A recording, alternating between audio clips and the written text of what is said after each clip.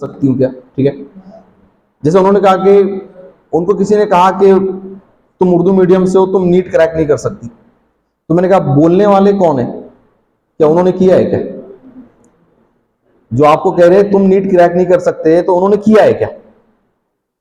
क्या वो नीट के सेलेक्टर्स में से है? बिल्कुल भी नहीं।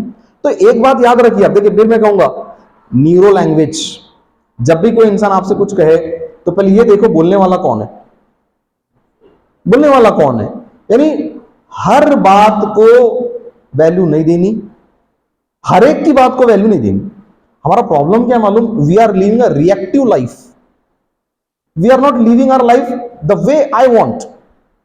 आई am living a life against others action and I give reaction. इसको कहते हैं रिएक्टिव लाइफ, कि मैं रिएक्शन में ही जी रहा हूं। इसने ऐसा किया तो मैं ऐसा कर दूंगा, और उसने ऐसा किया तो मैं ऐसा कर दूंगा। I don't have my own plan, मेरे अपने प्लान होने चाहिए। तुम चाहे कुछ बोलो, तुम चाहे कुछ करो, ये मेरा रोड मैप है और ये मुझे ये करना है, दैट्स इट। हाँ, जब तक कोई उस फील्ड का एक्सपर्ट ना आ जाए और जब तक वो कुछ ना बोल दे, तब तक मेरा प्लान चेंज नहीं होगा। ये अपने आप को याद दिलाना, ठीक है। तो हमारे पास बहुत है, यानी मैं जब अपने स्कूल के जमाने में था, जैसे कॉलेज जब मैं जाने लगा 11-12, तो फाइनेंशियल कंडीशन इतनी अच्छी नहीं थी, तो मैं एक फैक्ट्री में काम करता था और बहुत अच्छा परफॉर्मर था मैं। यानी 14 साल की उम्र में मैं 20, 22, 25 साल के लोगों से ज्यादा प्रोडक्शन करता था। तो सुपरवाइजर को समझ में आ गया कि अगर ये पढ़ेगा तो छोड़ के चला जाएगा। उसको समझ आ गई थी बात कि अगर ये पढ़ेगा तो छोड़ के चला जाएगा। तो मेरे को कहता था, देख परवेश, एक तो तू उर्दू मीडियम से पढ़े हो, दूसरा तू मुसलमान, तुम्हारे लोगों को कहां जॉब लगती? मेरे साथ रहे, मैं तेरी जिंदगी बना दूंगा। तो मेरा रोड मैप रेडी था, अल्हम्दुलिल्लाह I was on my track. मैं उतने हालात तक मैंने वहां काम किया, जब मेरा एजुकेशन एक लेवल को पहुंचा, मैंने वो जॉब छोड़ के दूसरी जॉब चूज की जो अकॉर्डिंग टू मेरे एजुकेशन थी। तो ये आपके साथ भी हो सकता है, ठीक है, कि कौन कह रहा है और क्या कह रहा है, हर बात को इंपॉर्टेंस नहीं देंगे, हर एक की बात को इंपॉर्टेंस नहीं देंगे, ठीक है। चलिए अगेन। सर, आपने इंग्लिश बोलने के ताल्लुक से बात कही है, आपने कहा कि 3 महीने बोलिए, तो आया खुद से बोलना, ईयर्स में बोलना, या किसी के यहाँ ट्यूशन लेकर के बोलना, 3 महीने में क्या है, कैसे इसको जरा समझा। बता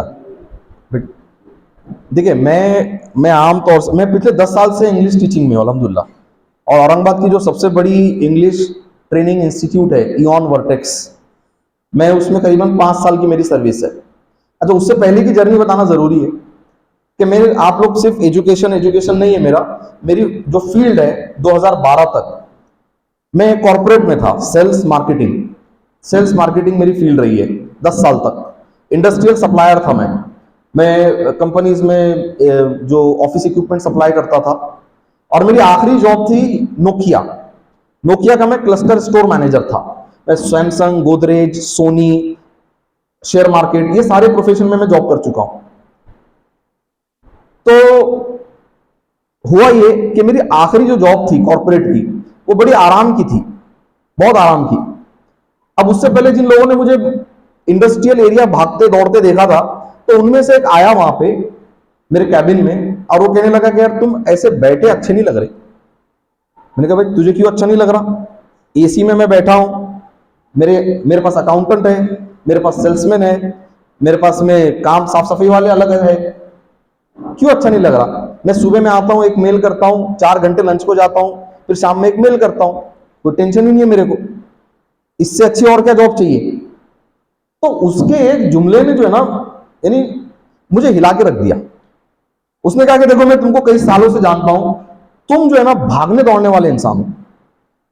और भले ही तुम्हारा ये ऑफिस बहुत लैविश होगा, बहुत तुम्हारा रेप्यूटेशन होगा, तुम बड़े बड़े होटल्स में जाके मीटिंग्स करते होंगे, लेकिन तुम ऐसे बैठे हुए अच्छे नहीं लग रहे।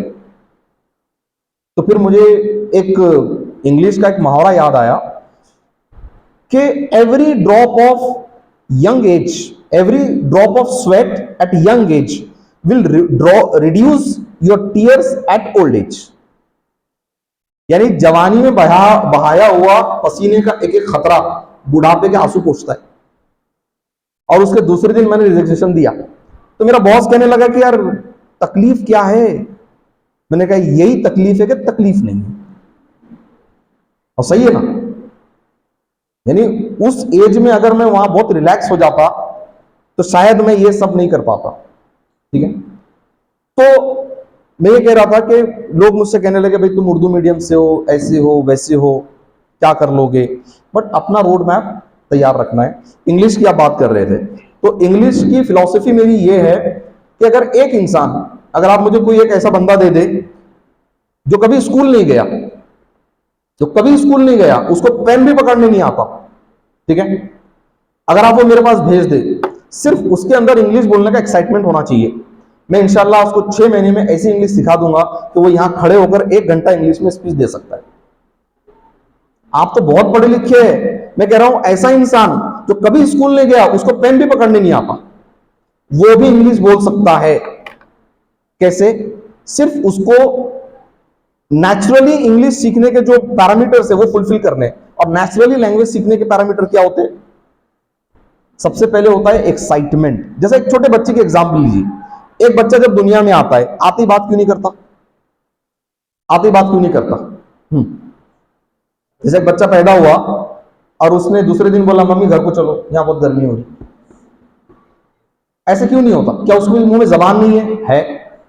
जबान तो है, यानी चिल्लाता। बच्चा पैदा होते ही जोर से चिल्लाता है, पता चलता है इसको बोलने आता है। तो फिर वो पैदा होते ही बात क्यों नहीं करता? लैक ऑफ, हाँ करेक्ट, लैक ऑफ वोकैबुलरी।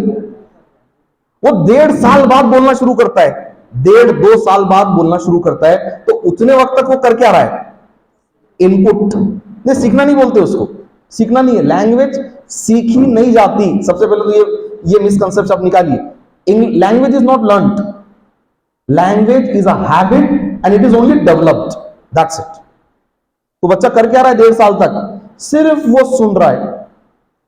और ऐसा नहीं है कि उसको एक बार बोल के सुन गया, उसको मम्मी ने बोला देख इसको पेन बोलते, और वो सीख गया, हाँ पेन, ऐसे हुआ?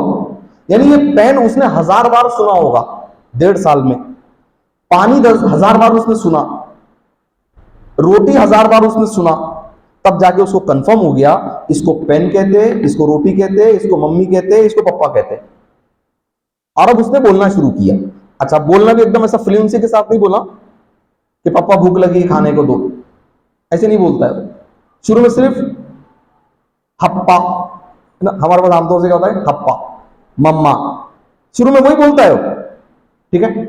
अब धीरे धीरे धीरे उसकी फ्लुएंसी सुधरती है। तो सबसे पहले लैंग्वेज सीखने में क्या होता है? इन्वायरमेंट, ठीक है। इन्वायरमेंट क्यों? Environment means listening. मैं इन्वायरमेंट का मतलब ये नहीं है कि अब आप 4-5 ग्रुप बनेगा तभी इन्वायरमेंट, कुछ नहीं।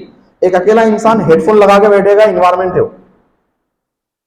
आपको जिसकी इंग्लिश समझ आती है, थोड़ी बहुत भी समझ में आ जाती है, उस इंसान के ऑडियो वीडियो रिकॉर्ड करो, मोबाइल में लगा के सुनते बैठो। तो इन्वायरमेंट का मतलब है लिसनिंग, ठीक है। लिसनिंग आप करेंगे और फिर उसको रिपीट करेंगे।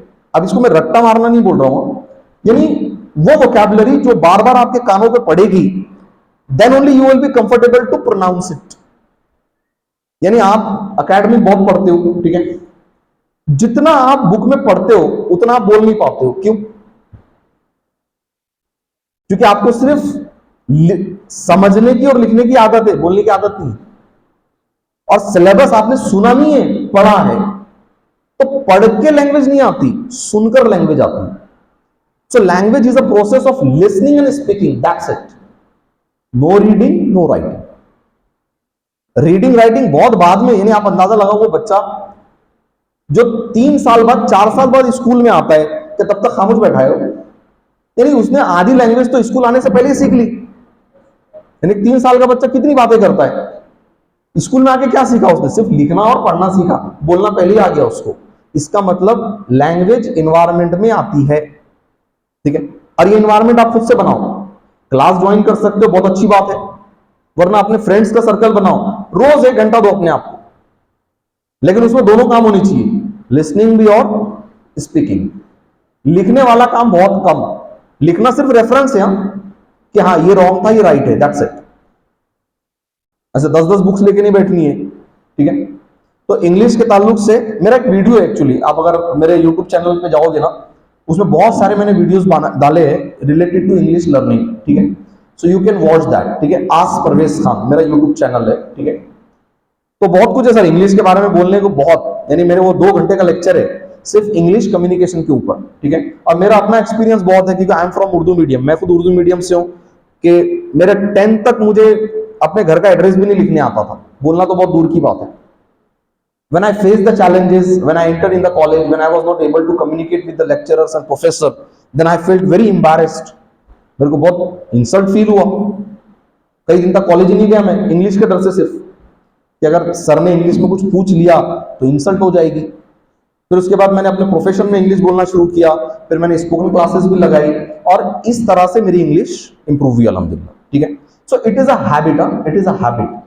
Language is not learned, language is only developed by repeating it multiple times, that's it. चलिए, so we'll take his question. Yes, वालेकुम सलाम। मेरे अंदर थी कि जो जिन्हें मैं खुद नहीं देख सकता, तो ऐसा मुझे क्या करना चाहिए कि वो काबिलियत और मैं खुद देख लूँ और अपने अंदर इम्प्रूव। नहीं, देखिए आपकी ख्वाहिश क्या है? टीचर बनना है? टीचर बनना है आपकी ख्वाहिश है? लेकिन पहले नहीं थी, जब उन्होंने अब है? क्यों है? आपको क्यों लगता है आपको टीचर बनना है? अवश्य सर्कुलेट टू एवरीवन, इनको आप प्लीज हेल्प करो। इसलिए लगता है जैसे कि मेरे वाले साहब ने मुझसे कहा कि तुम्हारे अंदर हर चीज़ है, तुम कर सकते हो। तो मैंने एक दिन बैठ के सोचा कि मेरे अंदर ऐसा क्या है कि कर सकता हूँ। सिर्फ मुझे अच्छे से बातें कर सकता, किसी को इम्प्रेस कर सकता अपनी बातों से, बस इसके अलावा कुछ नहीं होता। क्या कर सकते सिर्फ? किसी को इम्प्रेस कर सकता, अच्छी बात। हाँ, तो वही तो करना है फिर। यानी टीचर बनने के लिए देखिए सबसे मेन तो क्या है कि एक टीचर के जो है ना उसको लैंग्वेज आनी चाहिए, है ना। उसकी लैंग्वेज मतलब उसको बात करनी आनी चाहिए, ठीक है। दूसरा, जो सब्जेक्ट वो पढ़ाने वाला है उस सब्जेक्ट में उसको थोड़ी सी महारत चाहिए। ये 2 काम आपको कर सकते क्या? जी कर सकते। You can become very good teacher. अब बाकी स्किल्स धीरे धीरे धीरे डेवलप होंगी, जैसा कॉन्फिडेंस है, अब इसके बाद क्या है, कॉन्फिडेंस है, ठीक है। उसके बाद में ग्रोथ है, अब आपको अपने प्रोफेशन में आगे बढ़ना है, वो आगे आएगी। सबसे पहले जो है ना आपको जो चीज़ चाहिए वो उसको कहते हैं कीन इंटरेस्ट। सबसे पहले ये चाहिए आपको टीचर बनने में एकदम ऐसा ज़बरदस्त पैशन होना कि यस मुझे टीचर बनना है। टीचर बन के ऐसे, है ना, वो सर के जैसे मैं करूँगा, मैं भी लेक्चर दूंगा, मैं भी मोटिवेशनल स्पीचेस दूंगा। ये पैशन आपके अंदर होना चाहिए, ठीक है। अगर ये आपके अंदर आ गया इंटरेस्ट, फिर आप लैंग्वेज इंप्रूव करो, सब्जेक्ट नॉलेज बढ़ाओ, आपको कॉन्फिडेंस बढ़ेगा and you will grow in that profession. Simple calculation. और ये चीज़ें लिखने के आंसर आपको अपने हिसाब से लिखना है, इससे उससे पूछ के नहीं लिखना है, ठीक है। Because this 3 questions are related to you. पहला क्वेश्चन ये है कि आप क्या आउटकम एक्सपेक्ट कर रहे हो, यानी वो कौन सा गोल है जो आप अचीव करना चाह रहे हो, है ना। What outcome do you expect, है ना, वो कौन सा गोल है जो आप अचीव करना चाह रहे हो, वो लिखना है। दूसरा क्वेश्चन ये है कि उस गोल को अचीव करने में रुकावट क्या है, उस गोल को अचीव करने में रुकावट क्या है, हर्डल्स क्या है, ऑब्स्टेकल्स क्या है, ठीक है। और तीसरा क्वेश्चन भी उसी से रिलेटेड है कि अगर आपने अपना गोल अचीव कर दिया तो वो गोल अचीव करना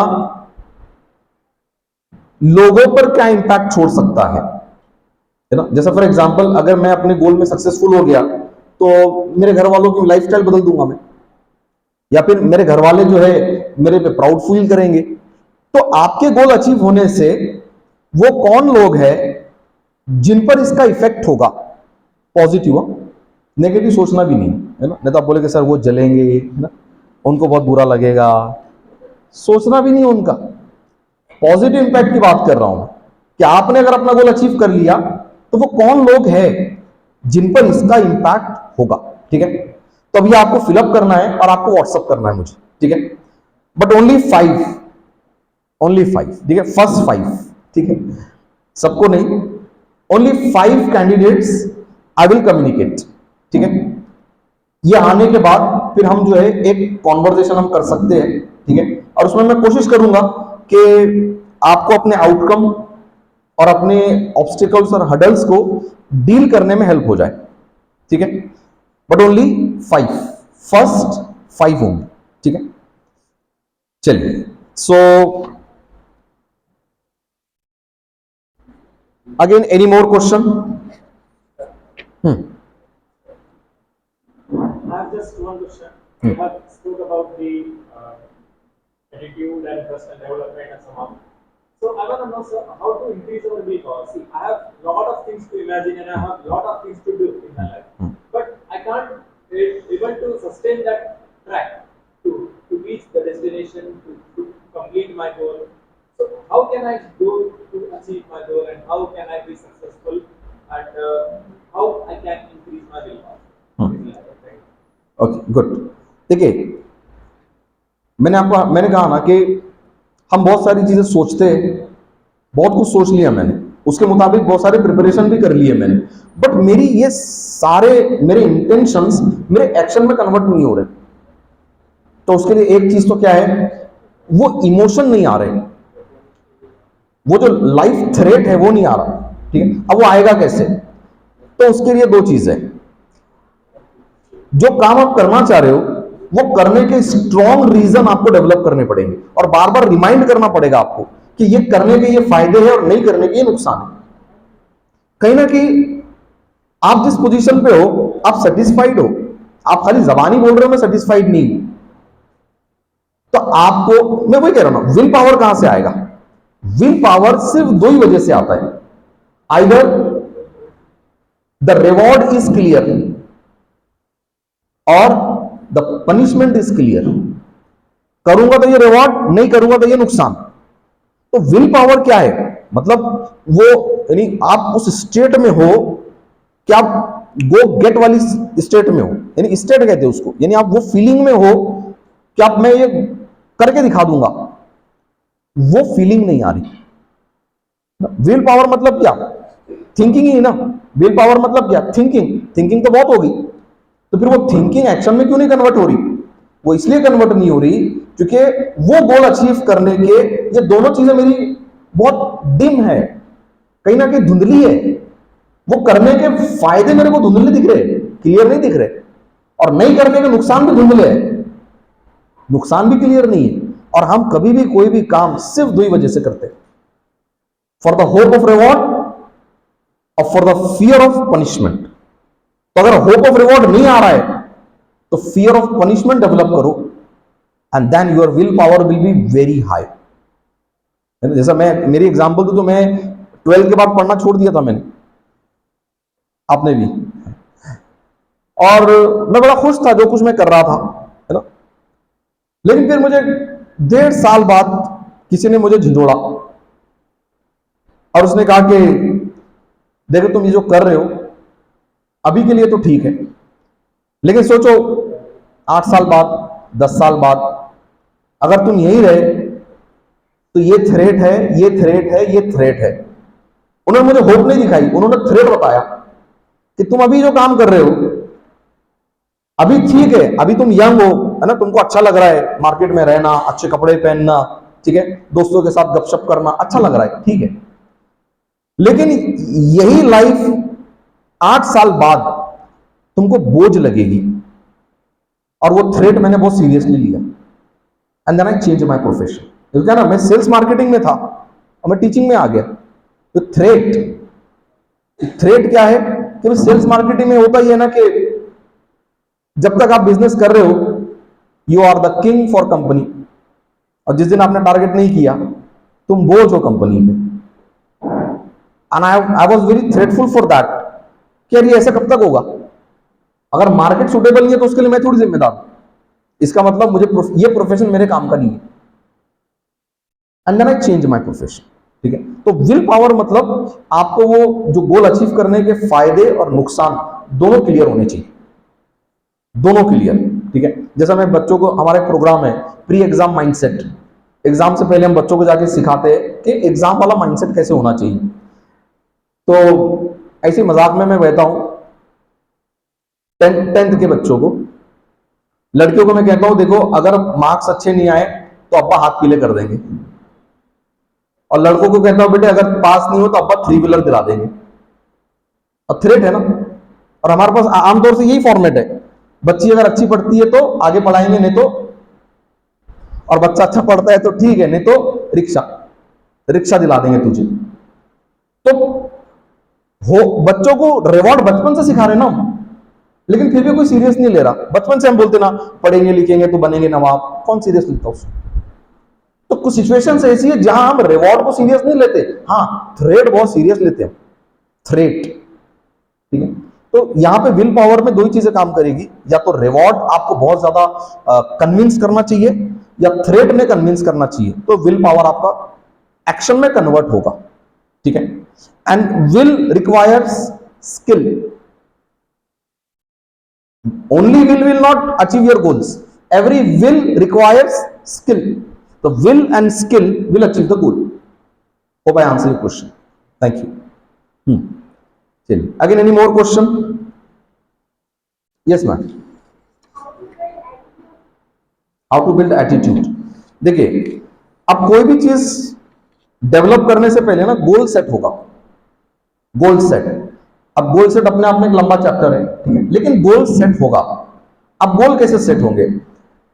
सो in my life my every area has a different goal. जैसा मिसाल के तौर पे मेरा फैमिली गोल अलग है, मेरा प्रोफेशनल गोल अलग है, मेरा हेल्थ गोल अलग है। तो पहले मुझे गोल सेट करना है, एक पोस्टर बना हुआ, एक ऐसा सर्कल बनाना है और उसमें सेक्शन बनाने हैं, हेल्थ, प्रोफेशन, फैमिली, सोसाइटी, ठीक है। और उसमें गोल सेट करना है कि मेरी हेल्थ कैसी होनी चाहिए, लिख लो, मुझे ऐसी हेल्थ चाहिए। मुझे फैमिली कैसी चाहिए, ऐसी एक खुश मिजाज फैमिली, जहां पर कोई नाराज ना हो, जहां कोई बहुत ज्यादा टेंशन में ना रहता हो, जहां लोग एक दूसरे को बर्दाश्त करते हो, जहां लोग एक दूसरे से प्यार करते हो, कुर्बानी देने के लिए तैयार हो। मुझे ऐसी फैमिली चाहिए। पहले गोल सेट होगा, अब उसके बाद मेरा हर एक्शन अपने गोल के मुताबिक होगा। तो यहां करना क्या होगा, आपको जैसा एटीट्यूड चाहिए, तो पहले आपको गोल रखना पड़ेगा कि मेरा गोल क्या है, मुझे क्या बनना है, कैसे बनना है, ठीक है। क्योंकि देखिए मैं कह रहा हूं ना कि एक ही एटीट्यूड सबके लिए काम नहीं करेगा। टीचर का अलग रहेगा, स्टूडेंट का अलग रहेगा। अगर क्या टीचर का भी स्टूडेंट जैसा हो गया तो फिर तो क्लासरूम एंटरटेनमेंट सेंटर हो जाएगा। तो टीचर का अलग रहेगा, स्टूडेंट का अलग रहेगा, और दोनों के गोल अलग है, इसलिए दोनों का एटीट्यूड अलग होना जरूरी है, ठीक है। तो यहां पे एटीट्यूड सिर्फ ये है, अगर इन शॉर्ट में आपको कहूं, राइट एटीट्यूड, ऐसा एटीट्यूड जिससे मुझे फायदा होता है, नुकसान नहीं होता है। अब ये फायदा नुकसान कब पता चलेगा, जब गोल सेट होगा। तो पहले गोल सेट होगा और फिर मेरी हर एक्शन, मेरी हर थॉट, मेरे हर इमोशन मेरे गोल के मुताबिक हो जाएंगे। देखिए ऑटोमेटिकली आपके एटीट्यूड में चेंज आना शुरू होगा, ठीक है। तो पहले क्या करेंगे, गोल सेट करेंगे, और अब मेरा हर एक्शन, मेरी हर थॉट, मेरी हर इमोशन मेरे गोल के अलाइनमेंट में होंगी। मैं थोड़ा भी इधर गया तो मुझे पता चलना चाहिए, नहीं ऐसा करने से मेरा गोल अचीव नहीं होता, ऐसा करने से मेरा गोल अचीव नहीं होता है। तुरंत आप वापस आओगे और आप अपने ट्रैक पे रहोगे, और in that way the attitude will be developed, ठीक है। चलिए again any more question? No question, ठीक है। तो ये फॉर्म आपको फ्री टाइम में फिलअप करो आप एकदम आराम से, और जो जीनियन इंफॉर्मेशन है वही आप करिए, ठीक है। Because we don't share the information, ठीक है। वो 5 लोग जिनका सबसे पहले आएगा, I will take your time and we will have a conversation and I will try to help you to find your solution. I will not give solution. हाँ, one important thing, in our profession we don't give solution. हम अपनी तरफ से solution नहीं देते, we elicit the solution. ये आपकी condition में से हम आपको ऑप्शंस देते हैं, और आप उन ऑप्शन में से एक ऑप्शन चूज करते हो कि ये मेरा सोल्यूशन है। दिस इज वेरी इंपॉर्टेंट, ठीक है। क्योंकि मुझे आपकी कंडीशन नहीं पता ना, तो मैं कैसे सोल्यूशन दे सकता हूं? आपकी कंडीशन आपसे ज्यादा कोई नहीं जानता, तो सोल्यूशन भी आप ही देते हो अपने आप को। सिर्फ फर्क इतना है कि हम खोदने का काम करते हैं, ठीक है, और आप उस वक्त तक खोदते हैं जब तक आप सोल्यूशन के पास नहीं पहुंच जाते, और फिर हम आपको खाली पूछते हैं कि आपको नहीं लगता ये सोल्यूशन है, and then you agree, yes sir, and then we say that go and do it. This is our format. ठीक है, चलिए. So if you don't have any question, we will stop here. एक नज़म पढ़ना चाह रहा था, ठीक है. चलिए, तो एक नज़म जो मुझे हाथ लगी है, बड़ी अच्छी है माशाल्लाह, और बहुत अच्छे अल्फाज उसमें लिखे हैं. अख्तर मलिक साहब ने, एक शायर है अख्तर मलिक, वो कहते हैं कि खुर्ब के ना वफा के होते हैं, झगड़े सारे अना के होते हैं. खुर्ब के ना वफा के होते हैं, झगड़े सारे अना के होते हैं. बात नियत की है सिर्फ, वरना वक्त सारे दुआ के होते हैं. और भूल जाते हैं मत बुरा कहना, भूल जाते हैं मत बुरा कहना. लोग पुतले खता के होते हैं, लोग पुतले खता के होते हैं. और वो बज़ाहिर जो कुछ नहीं लगते, उनसे रिश्ते बला के होते हैं. और मेरा उससे ताल्लुक कुछ इस तरह है, जैसे बंदे खुदा के होते हैं, जैसे बंदे खुदा के होते हैं. बख्श देना भी ठीक है लेकिन, बख्श देना भी ठीक है लेकिन, कुछ सलीखे सजा के होते हैं, कुछ सलीखे सजा के होते हैं. और कुछ को दुनिया बिखेर देती है, कुछ को दुनिया बिखेर देती है. और कुछ परेशान सदा के होते हैं, कुछ परेशान सदा के होते हैं. और वो जो हस्ती में डूब जाते हैं, वो जो हस्ती में डूब जाते हैं, उनके चर्चे बला के होते हैं. वो जो हस्ती में डूब जाते हैं, उनके चर्चे बला के होते हैं. और उसकी फितरत ही कुछ इस तरह है परवेज, और उसकी फितरत ही कुछ इस तरह है परवेज, जैसे तेवर हवा के होते हैं. खुर्ब के ना वफा के होते हैं, झगड़े सारे अना के होते हैं. बहुत बहुत शुक्रिया, थैंक यू सो मच. आप लोगों ने यहाँ मुझे बुलाया, management, I would like to thank you. And I hope whatever I have shared here, it will be helpful for you if you implement in future. Still, if you need more help, you can contact me. You can watch my videos. Okay, I have my institute in Aurangabad. You can consult with me, and I am involved in many social activities also. For example, we run a free course for girls that is called मिसाली Muslim Khatoon. Okay, so मैं चाहूंगा कि आप बाद में circulate कर दीजिए. ठीक है, ये एक ऐसा प्रोग्राम है जिसमें हम कोशिश करते हैं कि खासकर वो मुस्लिम लड़कियां जो अपने 10, 12 या एजुकेशन ले रही है, तो उनको कुछ चीजें सिखाना है. सबसे पहली, how to feel proud to be a Muslim, how to feel proud to be a Muslim. और उसके साथ साथ और भी बहुत सारी चीजें कि इस्लाम ने औरतों को क्या मकाम दिया है, और जो औरतें ठीक है जॉब नहीं करती है, घर पर भी रहती है, तो उनका भी क्या मकाम और मर्तबा है. तो ऐसी कुछ चीजें हैं. हमारा एक 6 घंटे का वर्कशॉप होता है, फ्री होता है, उसके कोई चार्जेस नहीं होते, खाली पहले रजिस्ट्रेशन होता है उसका. ठीक है, तो मैं चाहूंगा कि अगर आप लोग इसको अटेंड करना चाहते हैं, अटेंड करिए, या आप इस मूवमेंट में हमारा हिस्सा बनना चाहते हैं, आप हमें कॉर्पोरेट करिए, ताकि कुछ प्रोग्राम हम खुल्दाबाद में भी अरेंज कर सकें. हम औरंगाबाद में तो चला रहे हैं अल्हम्दुलिल्लाह, लेकिन हमारी ये नीयत है कि हम खुल्दाबाद में भी उसको करें. और इसमें कोई ऐसे जमात तंजीम की कोई खैद नहीं है. मेरा अपना कोचिंग क्लास है, मेरा इंस्टीट्यूट है, और मैंने कुछ साइकोलॉजिकल कुछ पॉइंट्स कलेक्ट किए हैं, और उस बेस पे हम ये ट्रेनिंग देते हैं. चलिए, so thank you so much, all the best, Allah Hafiz.